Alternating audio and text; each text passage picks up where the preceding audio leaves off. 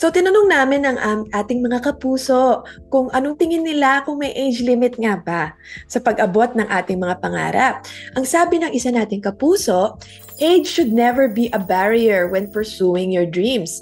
With unwavering determination, passion, and willingness to learn and grow, individuals can achieve their goals at any stage in life. Now, meron pa tayong dalawang kapuso na nag-agree. Yung isa, sabi niya, walang age limit mangarap because your only limit is yourself. So believe.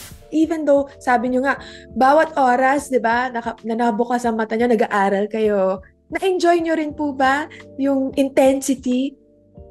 Ay, Doc Hana, kasi hirap, mula pagkabata ko, hirap ako sa buhay. So, yung paghihirap lang sa law school or anything that comes with it, parang normal na sa akin yun kasi nga sobrang hirap ko nga nung ako ay nag-aaral pa. Mas masahol pa ang aking tinahak na daan noong kabataan ko kaysa nung naglo-law school ako. So, yung mga challenges na lang nung matanda na ako, part of being alive na lang. So I think that's one of the advantages din na especially pagdating sa pag-aaral. Kung ang pangarap po natin mga kapuso ay mag-aral, maging doktor, enhinyero, 'di ba? Abogado, yung mga academic, in a way pag medyo mas mature tayo, mas matanda, at saka in a way tama po ba sinigurado nyo na mas okay na rin ang estado nyo sa buhay. Kasi kung ginawa nyo to nung bata kayo, baka actually mas mahirap siya. Oo, Doc Ana. At saka Doc Ana, sa totoo lang napakahirap ng law school.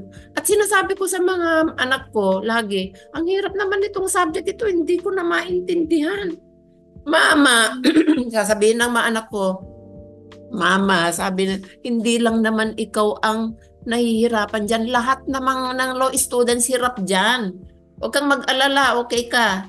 Tapos, at saka, Mama, pinasok mo yan ginusto mo yan. Panindigan mo na.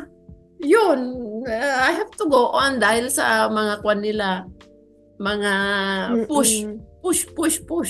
Kahit hindi, yun ang maganda sa galing sa mahirap. Kahit ayaw nila kung gusto mo at yun ang kapakanan mo, yun ang ambisyon mo, gawin mo dahil yun nga ang gusto.